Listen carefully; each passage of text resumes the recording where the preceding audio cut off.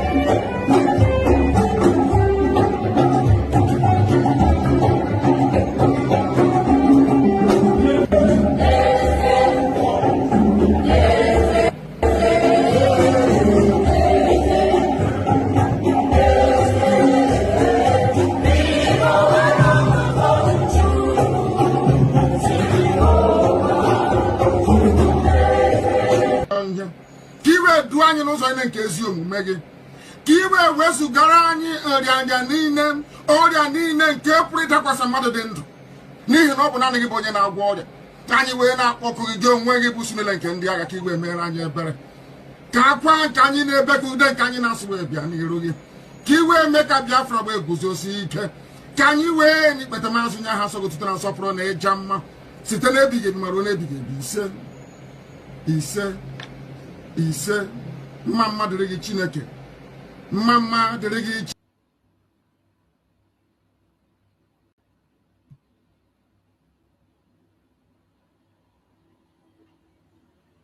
Are you still fighting the struggle to have independence for Biafra?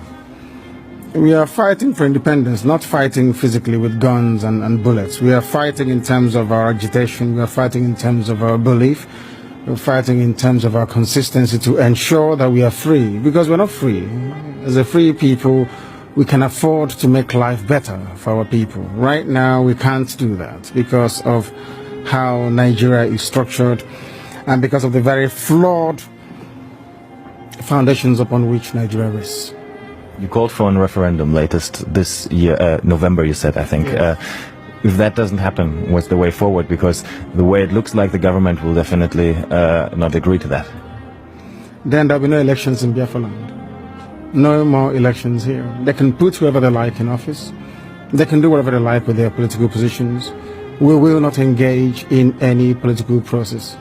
You said it's a peaceful struggle, but yes. There are some videos of you appearing in the past, especially abroad, in particular in one conference in the US, where you said you need weapons to defend yourself, you need guns and ammunition. How can we understand that in the context that you're saying it's a peaceful struggle?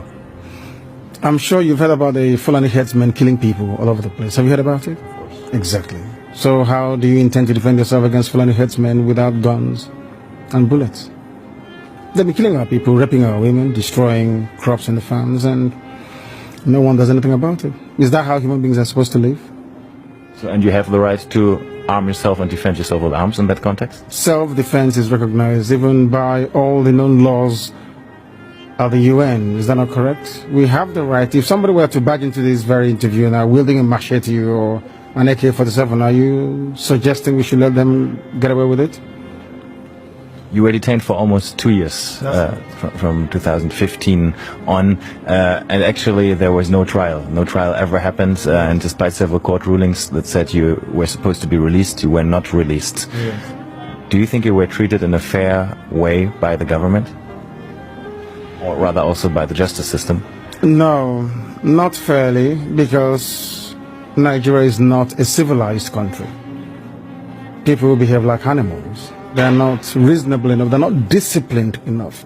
They are not mentally developed enough to run a transparent civil society. For them, they have a feudal mindset where you have the ruling class and, a multitude of poverty-stricken people who never utters any word in rebellion or to even ask questions about their plight. That is one thing we are determined to challenge. Don't you think you insult a lot of Nigerians with that? I'm being very kind, to be honest. I could have used far more harsher words to describe them. I'm being very kind. So generally you don't think very positive of your countrymen then, obviously? They are not... When you say positive, no, as individuals, perhaps there are a few good people amongst them. But as a collective, this is an absolute mess. And you can see for yourself. Didn't you go through the roads and see how horrible they are? Didn't you see how unkempt everywhere is? How filthy and dirty everywhere is? That is the product of a Nigerian system that is uniquely backwards, even by the very third world standards of Black Africa. That's the fact, and people must face up to it.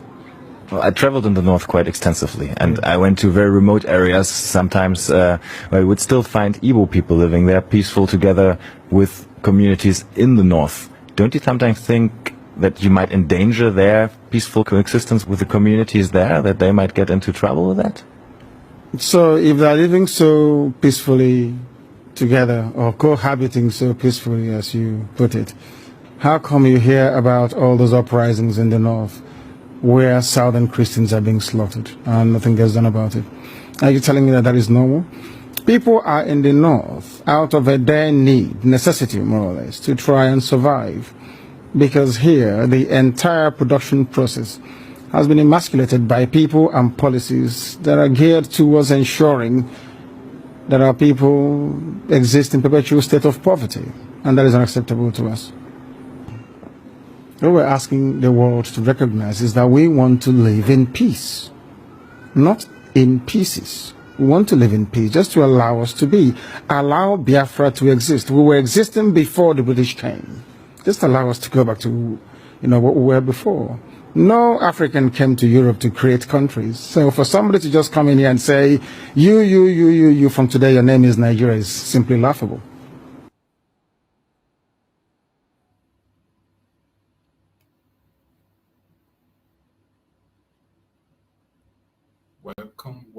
Welcome. Thank you for joining us on the evening program. I appreciate everyone that has connected wherever you're connecting from. Please like and share the program.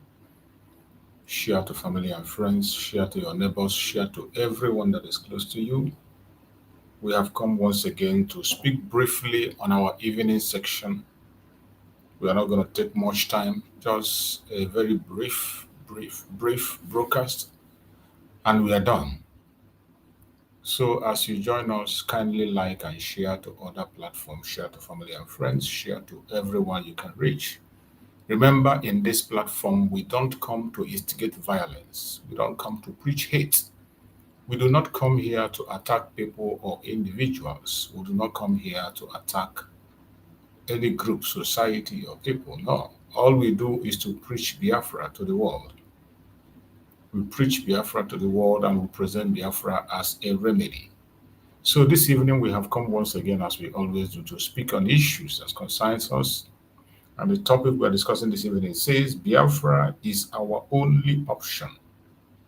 Biafra is our only option, our first and the last guard.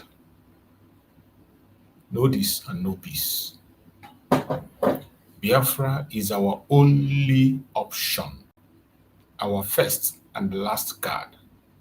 No this and no peace. Wherever you are watching us from, wherever you are watching from, whether you are a Biafran or non-Biafran, whether you are watching from any part of the world or from any part of the planet, I want you to know that Biafra is the only option that we have. We do not have any option anywhere, and we are not looking for any other option anywhere. The only option to save humanity, to save life in the contraption called Nigeria is Biafra. And if you care about humanity, all we ask is that you should add your voice to our voice, join us, and call for the end of the contraption called Nigeria. Because that contraption is not there to make any one of us good. It's not there to serve us. It is there to serve its own selfish interests, to serve the colonial masters that put it in place. That is the purpose of it being there. So wherever you are as a Biafran, you must do your best to stand up for the right of the people. You must do your best to stand up for the right of the people. There's a lot happening and there's a lot going on. A lot of discouragement is out there. But you that is a Biafran, you must not be discouraged, because we know what we are fighting for. We know what we are fighting for. Our enemies, we know them, and we know what they want. They want to take our land by force, change whom we are, change our religion and our way of life. That is something we cannot accept. That is why we will not allow them to take any inch of our land. So wherever you are and you're watching me, share this video and also invite people to join us and add their voice. The warfare is not easy. We are in a very big battle. And to win that battle, we must win it in the name of Biafra. The Biafran people are not asking for anything difficult. All we are asking for is self-determination. The Biafran people, we are not violent people. We are not fraudulent and we are not criminals. Our enemies have painted out violence. They have intentionally made our place uninhabitable. They created so much insecurity in our land that when you begin to see us, you see us as violent people. They created so many lies that today people look at us as those who are violent. We are not violent, we have never been. That was why Mazen Nnamdi Kanu established IPOB on the mantra of non-violence. And don't misquote the non-violence. Just as some Mazen Nnamdi Kanu explained. When we say peaceful and non-violence, it doesn't mean that when somebody comes to take our life, that we'll give our head for you to cut it off. No, it's not going to happen. You had Mazen Nnamdi Kanu respond to that journalist, that video I played. The journalist asked Mazen Nnamdi Kanu. He said he saw a video where Mazen Nnamdi Kanu was asking for weapons in the United States. That if Mazen Nnamdi Kanu says that IPOB is a peaceful organization and the agitation is unpeaceful, why is he asking for arms? And Mazen Nnamdi Kanu responded. I hope you are seeing what the Fulani terrorists are doing in Nigeria today. The whole world have seen it, even though they have pretended for too long. But today, finally, the world have found their voice to speak about the atrocities of the Fulanis. Do you want us to fold our hands and allow them to run us over? That was the question Mazen Nnamdi Kanu asked that journalist. Do you expect us to fold our hands? He asked the man, if you have heard about the Fulani Janjaweed. The man said, yes, he has heard about it. And he said, okay, what do you expect us to do?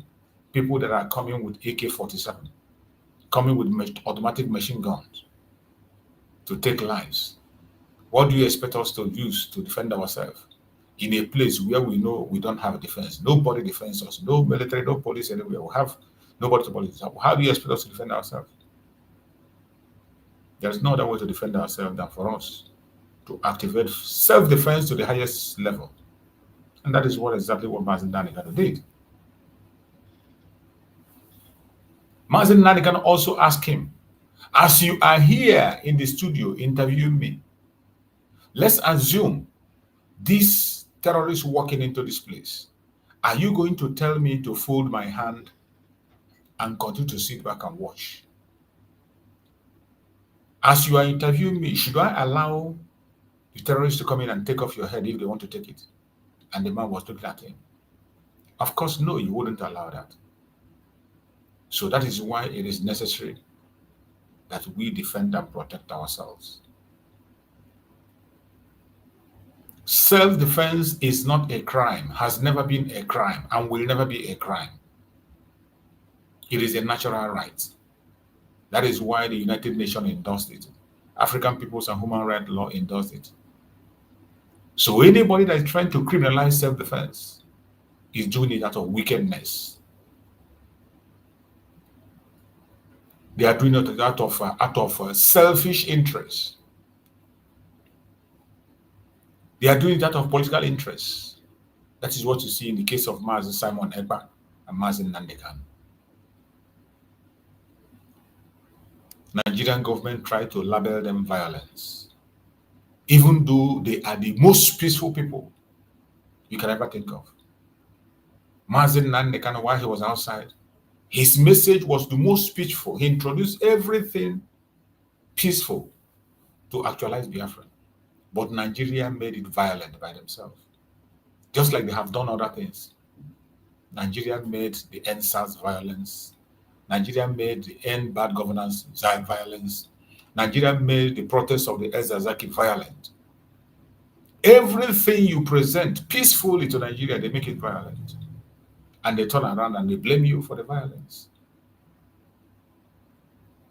But are we going to fold our hands and continue to be afraid because of their wickedness? We will not keep silent. The atrocities of the zoo that they are hiding, we will not keep silent. Everybody must open your mouth and speak. If you don't speak today, you never know who it will be tomorrow. You are not speaking today because it is Biafran people. It is the Christians in the north. You don't want to talk. You see politicians coming out to defend evil. You see politicians, even including Biafrans, you see people coming out to defend the indefensible. The genocide against the Christians that is very, very open. Even the blind can see it. Mazen Nandekano started talking about the genocide of the Christians long before now, and nobody paid attention. Finally, today, the international communities, the international media, they have finally found their voice. And you see people from the same zoological republic of Nigeria coming to defend and say, no, it's not happening. Unbelievable. People from the zoo will come back and tell you that it's not happening. But we will not allow them to take it over. That is why every voice that speaks, we will bring it for the world to see. You that is watching me, put your own voice, do your own video, and tell them it is true. The genocide against Biafrans, against the Christians in the north, against Christians in the middle belt, against Christians in the southwest, it is true. It is not a fairy tale. Even as we speak, Kwara Estate is still boiling. I read it out here the other day. In Kwara State, the only place that has peace in Kwara State is Ilorin. That Ilorin is where the jihadists are in charge. Ilorin is where Fulanis are in charge with their emir. That is the place you find peace. But every other region, they want to take it over by force. And when we talk that this thing is genocide, people call it a joke. The most mistake they are making is to ignore Biafra. It doesn't matter where you come from, whether you are in the north, in the west, in the south. The only thing that is still making you have breath today to speak up, call Nigeria, is Biafra. It is the Biafran people that still make you have the gut to open your mouth and talk about Nigeria. If not, you would have been a caliphate by now. You see some people, some from the southwest, our Yoruba brothers, they forget the main problem. Some of them, they forget the major problem. The existential threat, the threat to extinct people. They don't care about it. They are losing their own land. They don't care about it. All they care about is Biafra people. When they see your Biafra program, they get their temper will rise. When they hear Biafra, they will become uncomfortable. If you see where they are shouting, you will think you stole anything from them. All we are asking is our freedom, not their own freedom. The Oduduwa people have their own, they are pursuing. It doesn't matter how serious they are, whether they want it or don't want it. We want our own. And we can make noise about our own for as much as we care. Why are you bothered about us talking about our own? Today, go to the media today. It is the same Yoruba people. They are in the media defending the atrocities of the Janjaweed. Mazen Nandekano, in one of his messages, he said, this monster you are building is going to swallow you. This python you are feeding this python. A time will come when it will swallow you. Go to media, they are the one defending. Telling people that, telling other people in the world that it is not true. There is no genocide. The other idiot called Fanika Yade, somebody who I have so many of his videos where he was speaking about this very thing. I will check if I can find one of his videos. Where he was talking about the genocide of the Christians. All of a sudden, he has turned around 360 degrees. And today, he's saying a different thing. If you have conscience, you must add your voice and speak. Let us hear what Pastor El Buba has to say. One of the pastors in the north that is in the front line also speaking, even though he's a one Nigerian and he knows that one Nigeria cannot save him.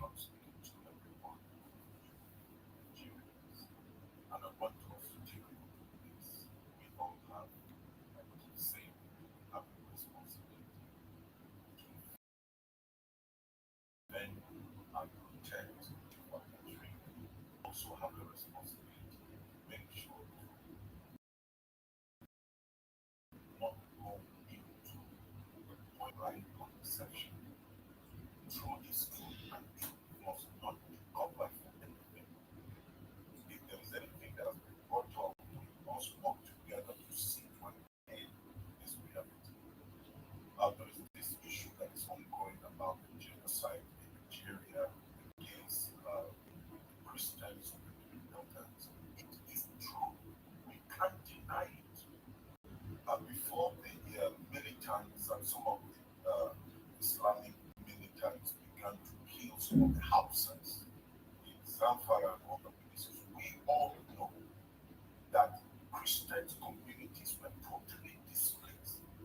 And we have recorded tens of thousands of Christians in the northern Nigeria that have been killed and their communities have been taken away. This is genocide. What is the meaning of genocide?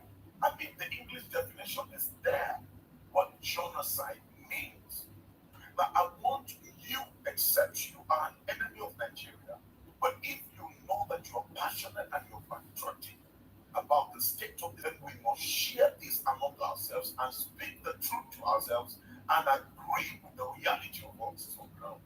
I have heard some of the special assistant media and all of that to the president coming out to say there is no genocide in Nigeria. It's a lie, absolute lie. Just look at it. From in 2025, over 7,000 Christians were killed. Now, in just 2025, 7,087 Christians were killed in 220 days of 2025 alone. Now, daily average Christians that are being killed per day is 32 Christians per day that are being killed in this country. Another record in 2024, 3,100 Christians were killed. In 2023, 4,118 Christians were killed. Between the period of October 2022 to September 2023, from the documents that we have, 4,118 Christians were killed. We all know about the Christmas massacre that was coordinated by the Fulani militias on the Platte in 2023. You know that 300 Christians were massacred. So you don't talk about Benue. Just within 2023, 500 Christians were killed throughout 2023 in Benue. And you go to this community, I have been there. The Christians are not there any longer. They have been displaced.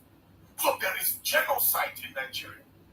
And so nobody can tell us lies when we know we have lost so much of our brethren. I have joined in the burial and the mourning of tens of thousands of Christians that have been destroyed and killed in this great country.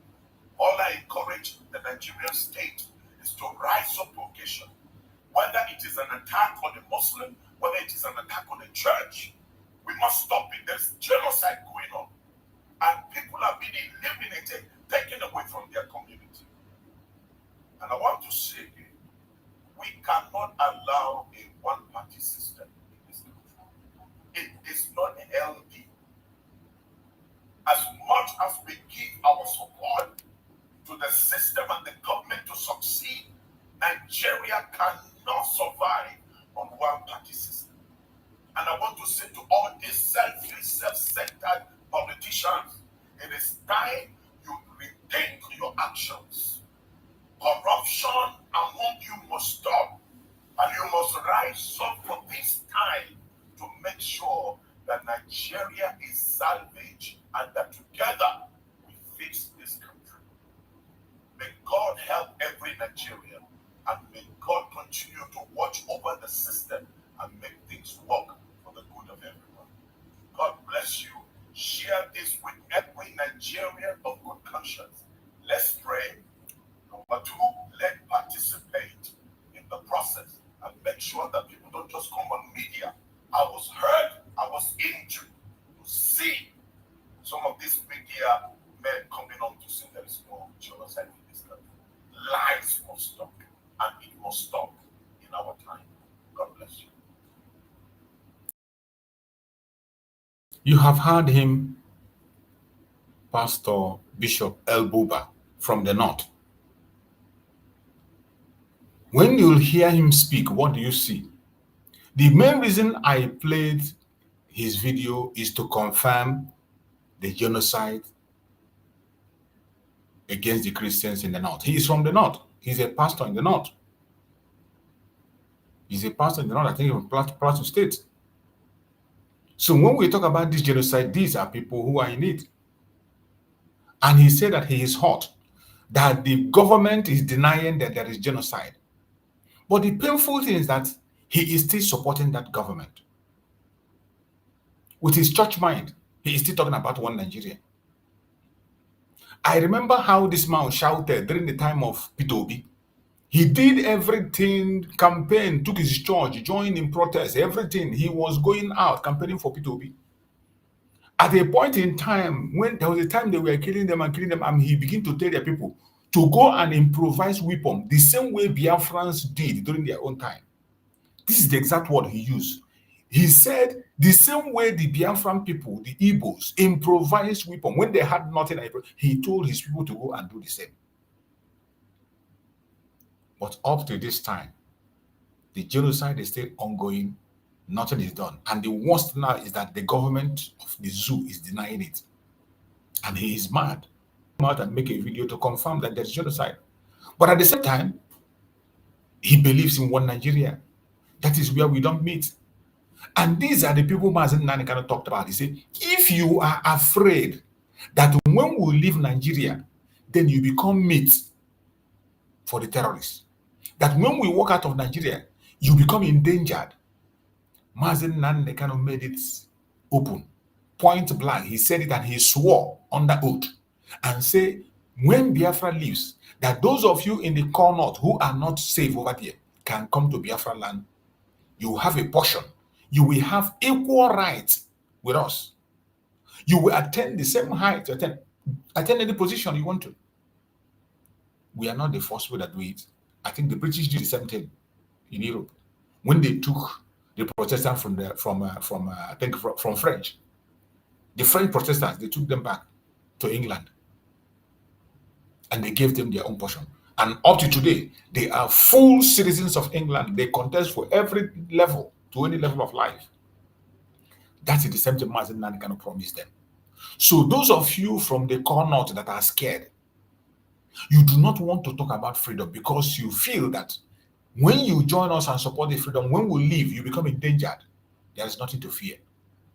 Mazen Nani kind of sworn oath that every Christian in the north, core north, every Christian in the core north that feel unsafe, you have the right to come to Biafra land to be part of us with your family, attend to every height you want to attend. You'll be given a portion, equal rights with those of us in Biafra land. For you to understand how important the freedom is for us. It is not for selfish interests. This freedom we are talking about, it is not out of wickedness, not out of selfish. It is something that must be done. It is very, very important to save humanity. Biafra is to save humanity. Our eternal leader, Dim Odmegojuku, described it as a place where the people who are oppressed run to for safety. That is how our eternal leader described Biafra. He said Biafra is a place where the oppressed people run to find refuge. That from the day one, Biafra wasn't created. It wasn't as if they want to just create a nation. No. It wasn't a plan to build a nation. It was a child of necessity that necessitated that Biafra must be to save human life. And for what is happening in Nigeria today, the only way to save humanity in Nigeria is to support Biafra, to recognize Biafra, recognize our referendum, recognize our self-referendum, and let us to go peacefully. That is the only thing to do. And the more international communities continue to run away from this, the more danger they expose themselves, because the Janjaweed will never stop. The terrorists will never stop. And this idea of separating what is happening in the north with Biafra, you are joking. Because when you talk about persecution against the Christians, when you talk about persecution against Christians, Biafran people are more than 90% Biafrans, Christians. More than 90% of Biafrans are Christians. And all these places you hear about burning of churches, you hear attacking churches, attacking Christians, go and check, you will see a Biafran among them. The biggest threat they see in Nigeria is Biafra. That is why they are using government apparatus to attack Biafra. That is why the people that are committing the genocide in terms of Biafra, in Biafra land, are the military themselves, the government itself. The government of Nigeria is the one committing genocide. It is not a blackmail. Neither is it a propaganda. There are facts pointing to that. There are evidence in picture, in videos. It is still happening even as we speak. And we are calling on people that matters to pay attention. Now that they have chosen to pay attention, deal with this issue once and for all, and do not exclude anywhere, because it is something that involves everyone. It is something that involves everyone. And I thank Chukwu Okukabe and our voice that speak, even people who are not Nigerians, like our neighbors Ghanaians, they are adding their voice and they are speaking. They are speaking, even pointing to facts that some of us that called ourselves, found ourselves in that zoo cannot do. Some Ghanaians are speaking loud, and we need to hear them. Ladies and gentlemen, this world is full of narratives and agendas. And if you don't do your independent research into subjects of public interest, you will eventually be carried away by the popular opinion. Absolutely. And you end up being misinformed and fighting on the wrong side of history. That's right. If genocide is what you hate and want to protest against, then you should be protesting against the systemic killings of Christians in the northern and central of Nigeria. And when I see African leaders talk about Israel and Palestine, I get confused when we have a lot more of such killing happening in Africa. Don't you know about the genocide happening in northern Nigeria? Don't you know of the coordinated campaign to permanently displace Christians from their ancestral lands in Nigeria? Don't you know the Fulani militants and the militias are not just killing Nigerian Christians, but clearing lands to claim them, ladies and gentlemen? Have you seen this image before? This is the picture of states in Nigeria where Sharia law is enacted. The colors in green are the Sharia state, which means the federal constitution of the Republic of Nigeria. I love this very explanation.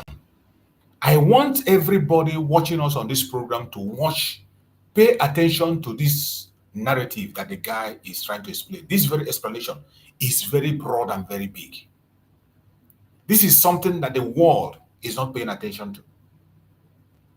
This very part of this discussion that this guy is making, when you look at this map he presented, the place painted in green, all these places are already practicing Sharia law. You can imagine half of the country in the core north, they are already practicing Sharia law. This is not maybe. As we speak, it is in practice. Christians have been jailed, persecuted, and murdered because of this Sharia law. You can imagine.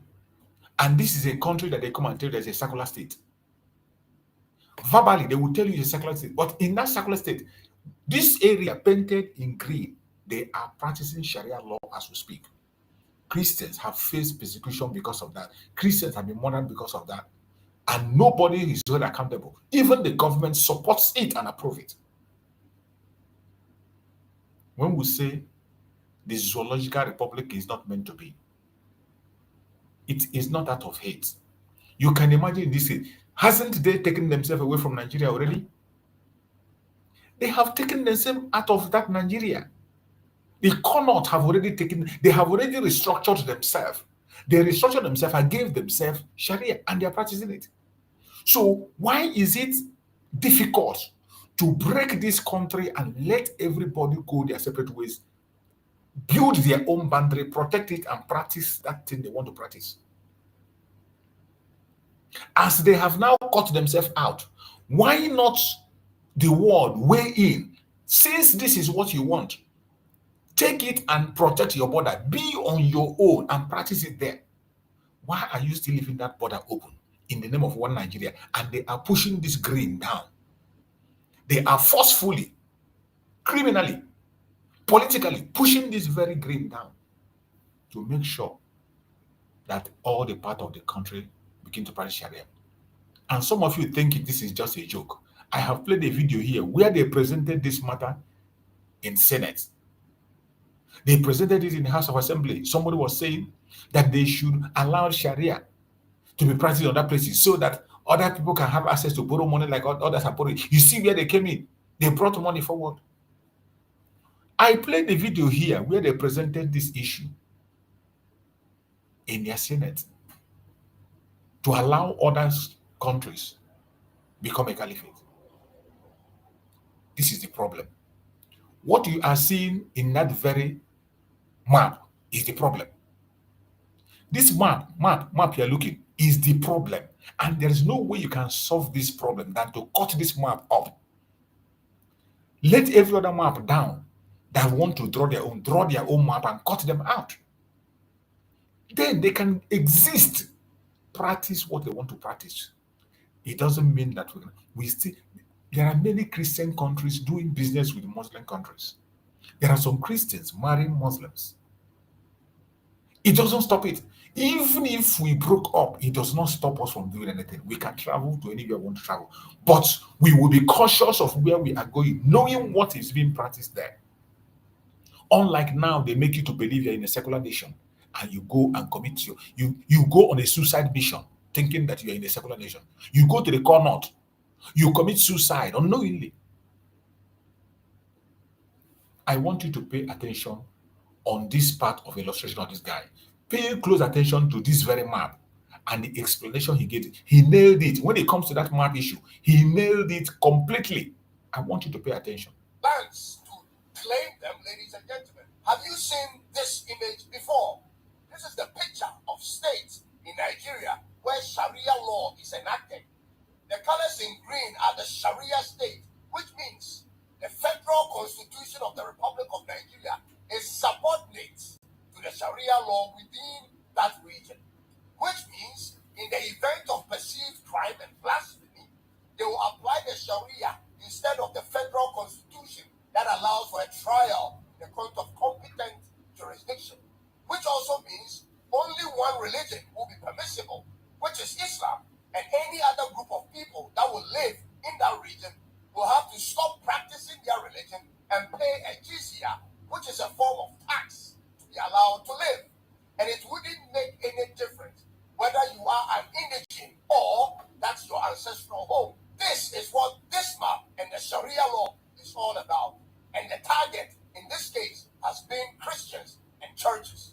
Do you know that both the federal and the state government don't give a rat's ass about what's happening to Christians in Nigeria? Let me ask you this. Is it possible you don't know all this because your TV is usually on channels that shows you wars in Europe and in the Middle East and not in Africa? Or that the social media algorithm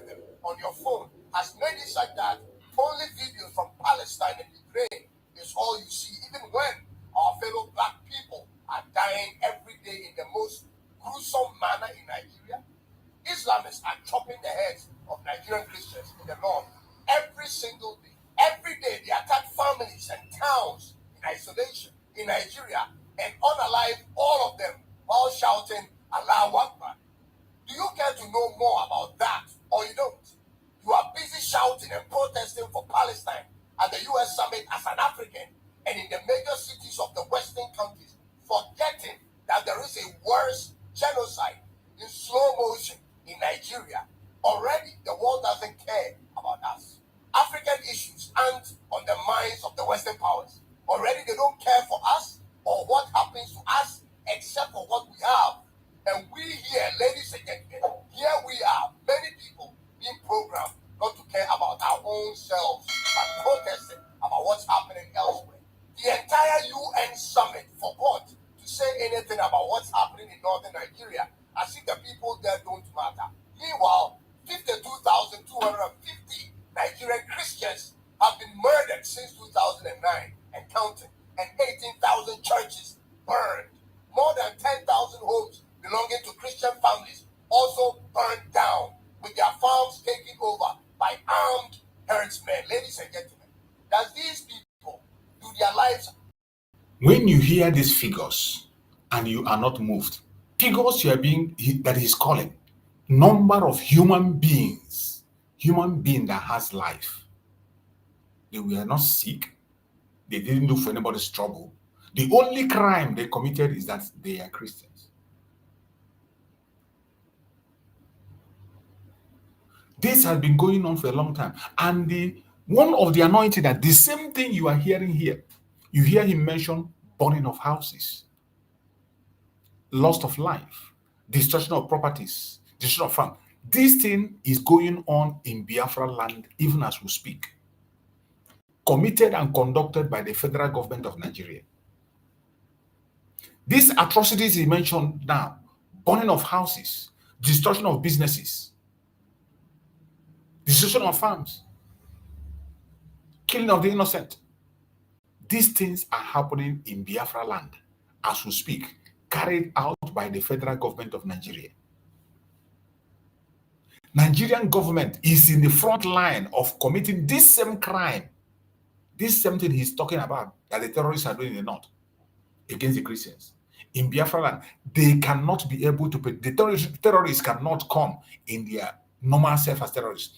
They can come in Biafra land in form of soldiers, backed up by Nigerian government, given uniform. What do? They go to places, they burn houses. What is the reason of burning houses? They say you're a member of, you are part of the indigenous people of Biafra. People asking for self-determination. They burn your house, burn family house. Young men as young as 15 years upwards, once they see them, is outright shootout. It is happening in Biafra land to speak, but nobody cares. And even when they pay attention, why are they still sidelined? There is no way you cannot handle the issue of Biafra and you solve the killing of Christians in Nigeria. It is not possible. If you are talking about killing of Christians in northern Nigeria and you are not talking about Biafra, you are not being sincere. You are not being sincere. You don't want to treat the issue. You are not being sincere. Because these two things are one, hand in hand. The same operations, the same operations, the same people, the same agenda.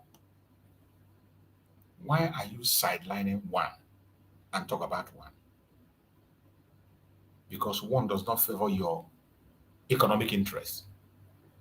Because of economic interest, you ignore the issue of Biafra. You choose to talk about the North.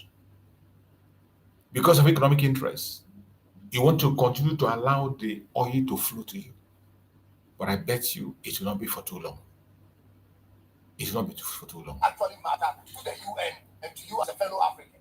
Everything happening points to the fact that if there isn't an immediate and a deliberate military force to fight back against these jihadist movement in Nigeria, they will continue to kill and displace all non-Muslims until they turn the entire country into an Islamic state under a Sharia law. Who is going to stand up to them when the federal government of Nigeria is looking the other way? There is only one race, ladies and gentlemen, the human race, and the free will to choose a religion. They are not just looking the other way. The federal government of Nigeria is sponsoring them actively. We heard recently that these same terrorists attacked a military base. These same terrorists attacked military base in Kwara State, and the base rang the Air Force, and the Air Force declined. How do you explain that?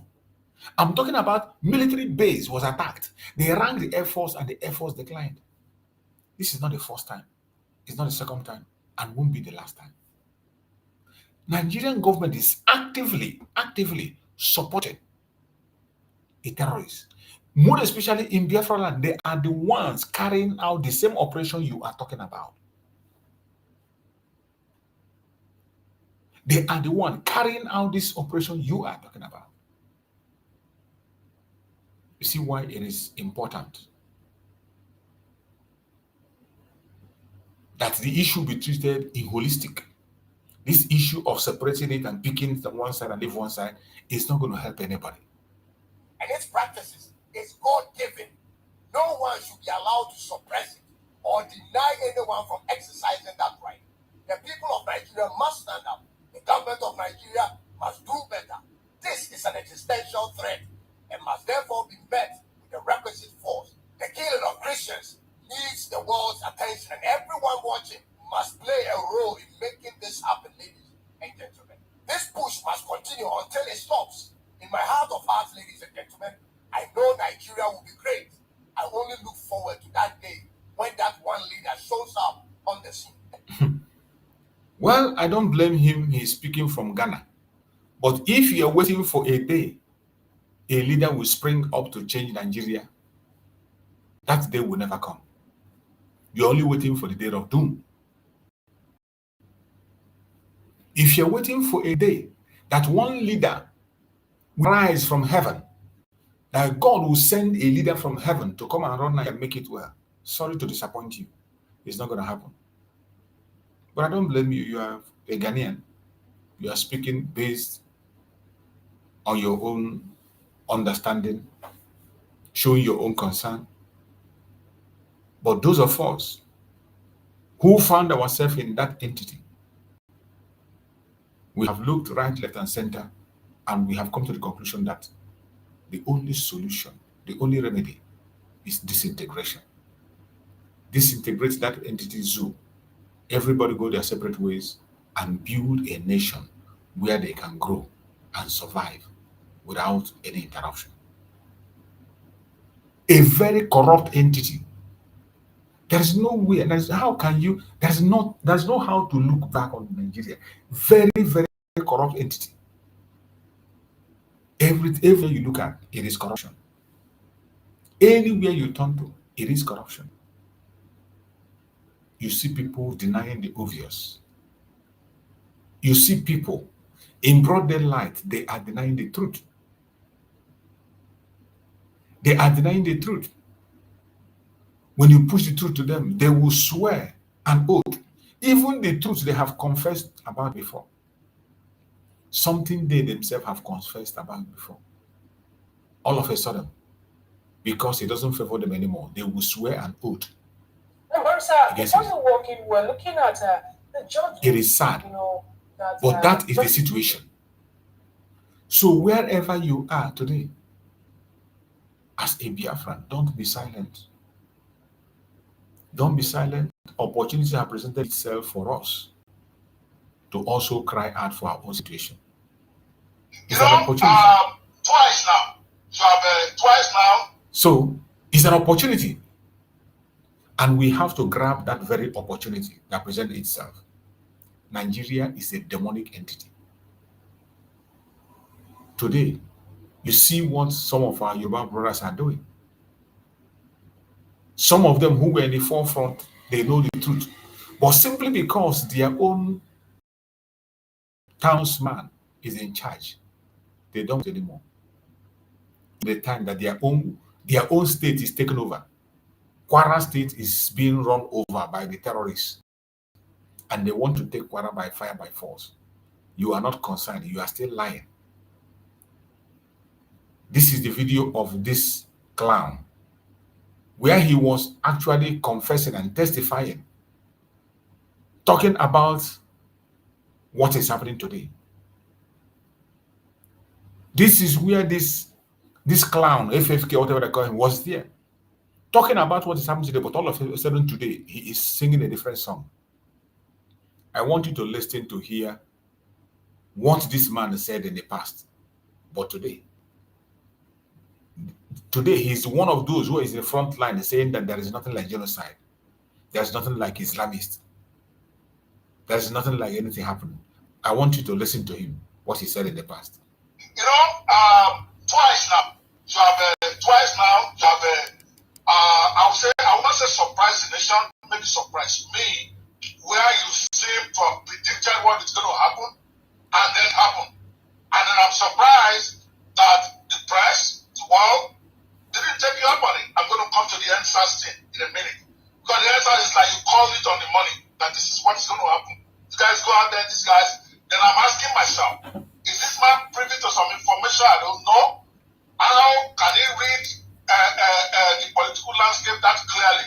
But that is not where I'm going right now. I want to go somewhere else. And I'm going to play your own video for you. Okay? While I was researching this, I checked out, I saw this video, and you did it several years back. And it's on what is probably the hottest thing in Nigeria right now.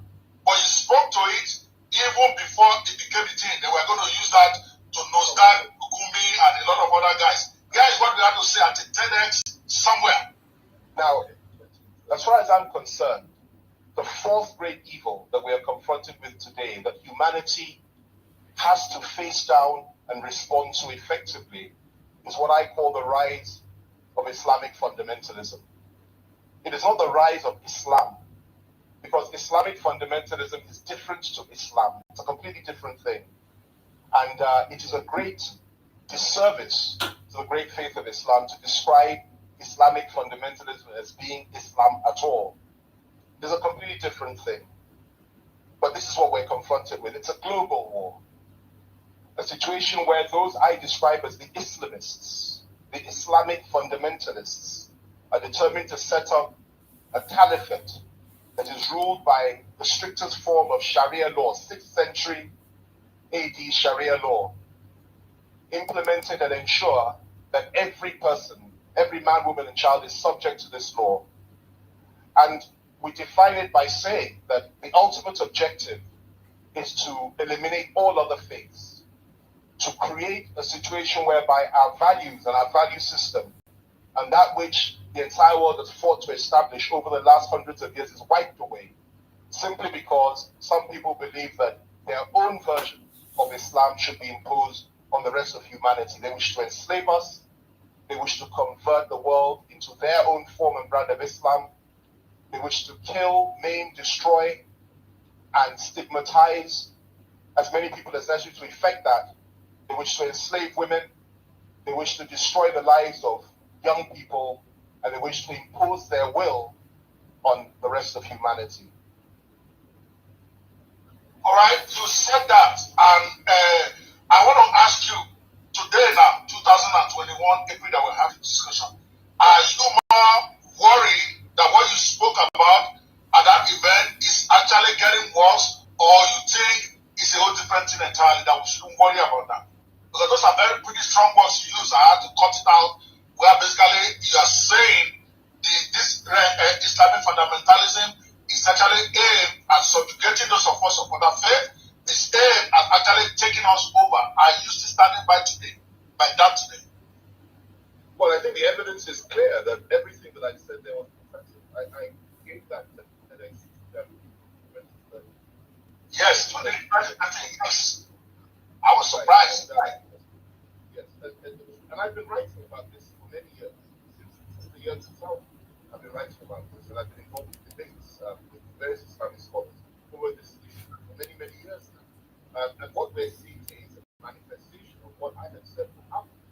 Only it's going to get a lot worse. We really are in a mess now. And I said it at the time, in 2015, that it's one thing to see this happening, but it's another thing entirely if you elect a government to power that has elements within its party that belong to that tendency, then you're going to have bigger problems.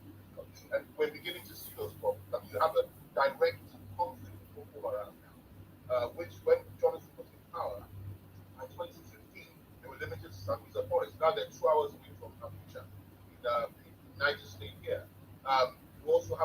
where they're taking over towns in Borno State, they're taking over towns all over the north now. They're taking over territories and towns, raping many people. We also have another Islamist terror organization called the Fulani terrorists, Fulani herdsmen and bandits in some areas of the border that as terrorists. And they have infiltrated every part of this country. And they're killing people in the name of grabbing land, in the name of cattle rearing, in the name of spreading Islam as well. Very fundamentalist and very, very extreme form of Islam, which most Nigerian Muslims reject and do not accept. And what is happening is that within the government itself, we have elements that sympathize with these people, may not accept their policies or the way they do things, but certainly they have sympathies for them.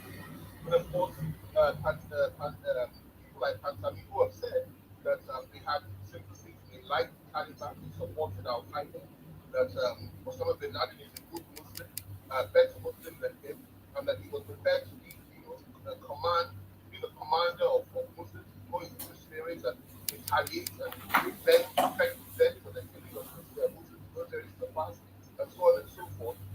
This is the sort of thing that's going on now, and I just think that it's so clear what's happening in this country, and that's why I just laugh when people think that this whole thing is just about politics. It's a much more serious issue than that. Now let me tell you this, which may worry me a little bit, and it certainly worries me. There was 3 countries in the West African sub-region which have been afflicted with a war against Islamist terrorists, those that wish to impose a caliphate on the rest of the country and ban other religions. The first was Mali, the second was Chad, and the third is Nigeria. Now, in the last 6 months, the president of Mali was removed from power, he was poisoned, and he was sent abroad to die. And now you have military doctors there. In Chad, the president was killed, and you now have a military government in that country, and probably killed by his own people, by his own troops. Now you have a military government there. The only one left is Nigeria. And you see what's going on in Nigeria. Every local country of our country, you have terrorists everywhere, people being abducted everywhere, and we've entered an era, this is an enemy, where butchery is the. If I stop talking about it because I've been thinking about it for so long, now it's actually happening. People are saying, oh God, this bad. It's going to get worse. So my fear right now is that we don't go the way of Mali, we don't go the way of Chad as well, and something catastrophic and unacceptable happens, and we end up back to square one with the military. Nobody wants that. Nobody's praying for that. I am a Democrat. I think democracy, and I think work at our front. But in a situation where there's a total breakdown of law and order, we must recognize the fact that anything can happen. 90 soldiers have been killed over the last 1 month. 90 soldiers, Nigerian soldiers, have been bombed. 20 of them were killed by their own airfield, a couple of days back, accidentally bombed. IDP camps are being raided, schools are being, kidnappers are everywhere. Hospitals are being raided, churches are being raided, homes are being raided. The Southwest is filled with Fulani terrorists. The South itself, the forests of places like Igbo State have been bombed. People are being killed. Now it's got to a stage where people are beginning to retaliate, and you have insurgents, local insurgents going to government house, bombing the home of the city governor in the south and trying to kill city governors in the north. So we really are in a mess. And I would suggest strongly that it's time for us to recognize two things. The first thing we have to recognize, it's time for us to come together as a people, regardless of where we stand politically, and understand that the enemy is not ABC or Muslims or Christians or Northerners or something. The enemy are the Islamists, the Boko Haram, and the herdsmen, the bandits who seek to kill us all. They want to kill every single one of us. They make no distinction. And they're now 2 hours away from Abuja. And we're sitting and saying as if we don't have a problem, and somebody's talking about 2023. We really have a problem in this country. And I heard strongly that Nigeria sits up, smell the coffee, and know that we are on the brink of catastrophe and possibly a civil war, because the situation in the south right now is one of total militancy. Even in the Middle Belt, that they've had enough of this tyranny. Look at Benue City, what happened there yesterday, the way the governor is now speaking. Even the governor of Niger State, even the governor of Borno, because it's time of what's going on. We're being overrun. Why Boko Haram?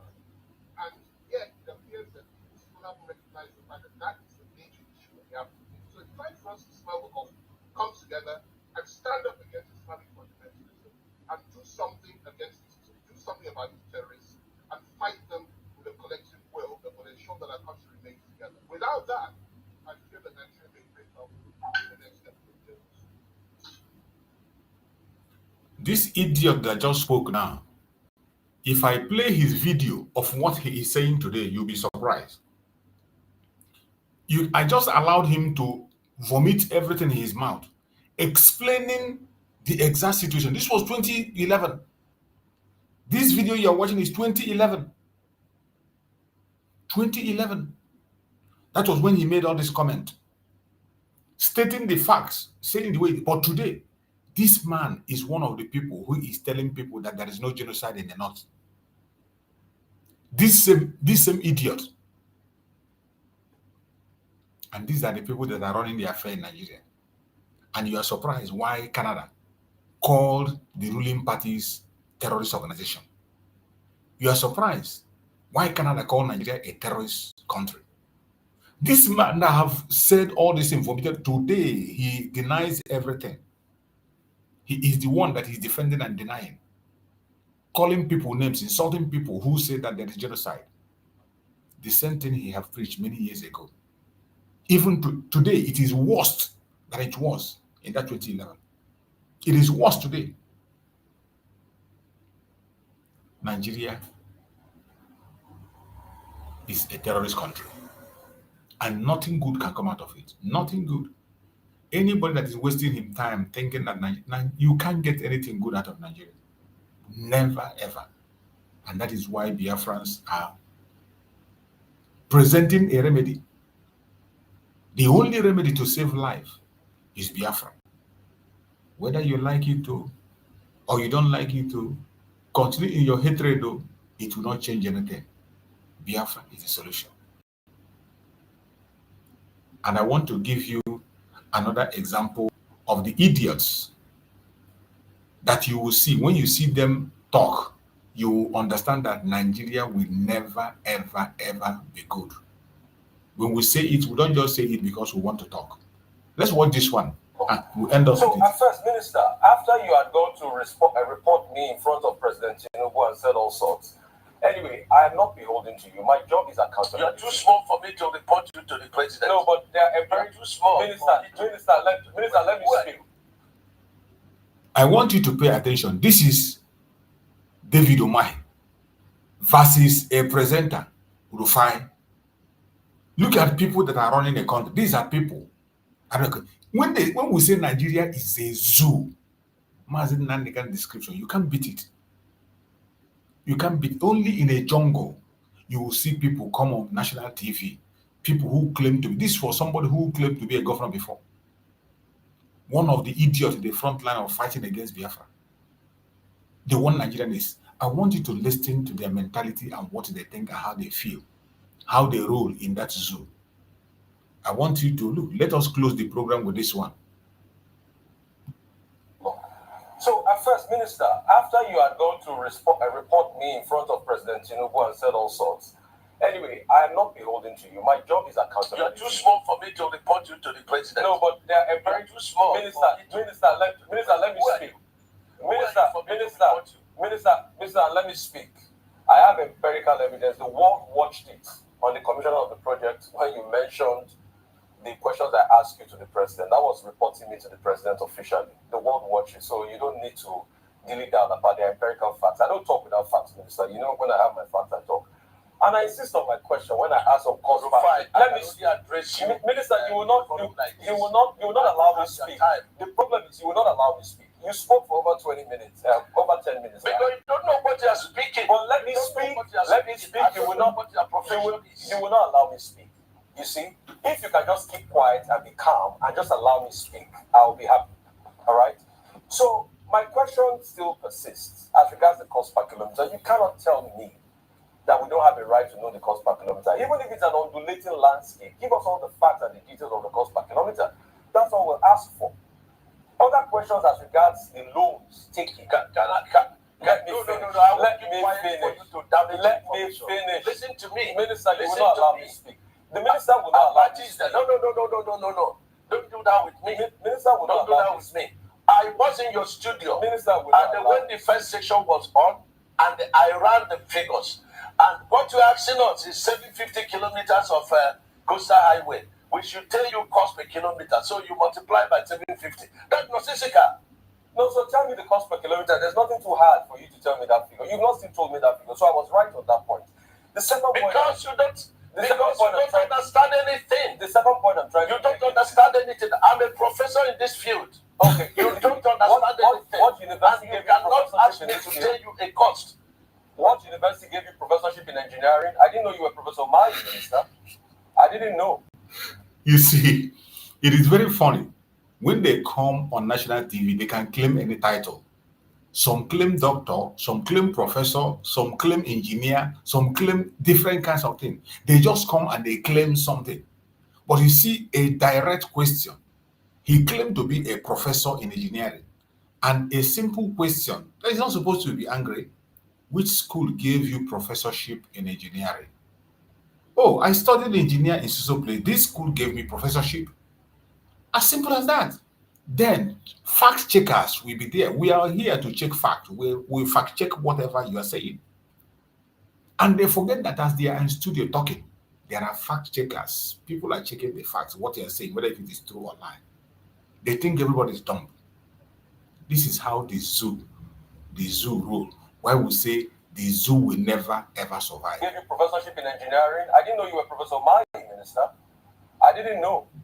So please, you're not a professor in practice. Professor in practice. Okay. I understand engineering very well. So, and you have no knowledge of what you actually. He's a professor in practice. No school. The answer is no school gave him a professorship. He is a professor in practice. You see how they rule. And this, how can he even be asking an engineer whether he's a professor? After all, Buhari did not even attend secondary school and he became your president. He brought a piece of paper for you as a certificate and you made him a president. So a minister can be anything. You can give yourself, Tinubu himself that is there today that appointed him, Tinubu gave you a fake certificate. Tinubu presented a fake certificate where he was admitted into a school as a woman and graduated as a man. This is the country that somebody wants to be proud of. This is the country that somebody wants to be part of. What a shame. You will let me. You have no knowledge. If you will let me answer. So you keep quiet. Okay. And then stop. Minister, it's all right. Keep dignifying yourself and let the world see you for who you are. If you allow me to speak, the other 100 kilometers that you said you've added to it, we would like to know the cost per kilometer of that one. And the Winsome Homes, the case is in court. Now, I would like to know the cost per kilometer for that one. I would like to also know the over 700 billion first tranche of loan you guys got for this project. Has the money been spent? How was the money deployed? I would also like to know. I would also like to know the terms of that loan. All right? How many years? What's the payback period? What's the payback return of that loan? And for the Winsome Homes, isn't it interesting that as somebody that's been a governor in the state, you know the law, a case is in court, and then you're coming to talk about the details of the cases in court. Because you denied that the case was not in court. Now you've already accepted that the case is in court. So is it not just better you thrash it out with the woman that has been reporting a case in public that we all heard, and I ask you questions based on that? So, Minister, just answer the questions. I've got no axe to grind with you. You know that. We've spoken many times. In fact, when your people called to book, I booked them, and I said you should come on air. So please just tell us those information. It's very important, Minister.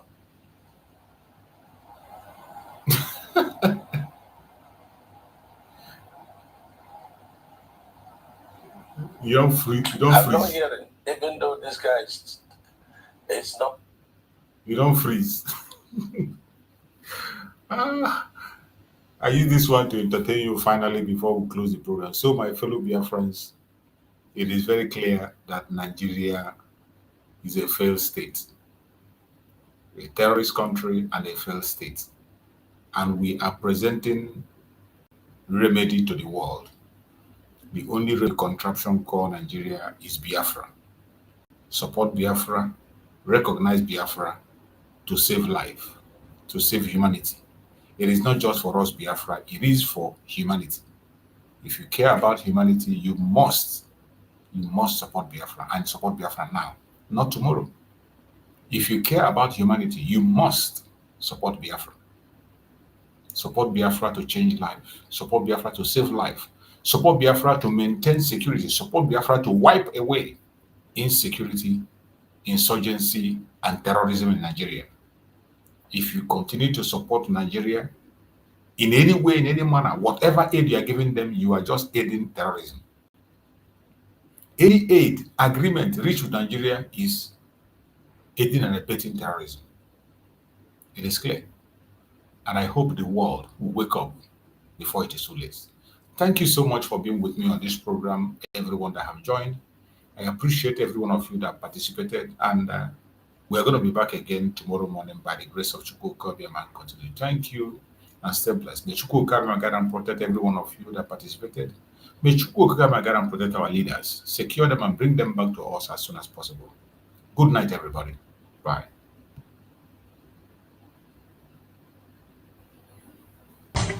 Nigeria don't enter one chance, I swear, I go with the go so. Herdsmen, they kill us every day, for them busy, they campaign again. After they failed all the promises they made, oh, then they praise themselves. Why the masses were supposed to give them the praises we they here they run to? Who be that? I blame it on the religious leaders. I blame it on the traditional rulers. People were supposed to fight for the people, they don't compromise. Shame on the rebellious brothers. People will cry with us during answers. Today them don't join those oppressors, they eat jollof. Something done the smell of. Very soon now we go perceive. We have up where this government they cause my time bomb. It go soon explode. Revolution they come.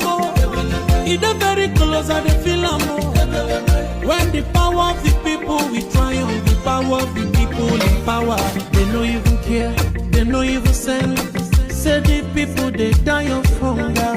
Hungry dog is an angry dog. One day you go bite the owner. Idle man is the devil workshop. Many youths for Nigeria no good job.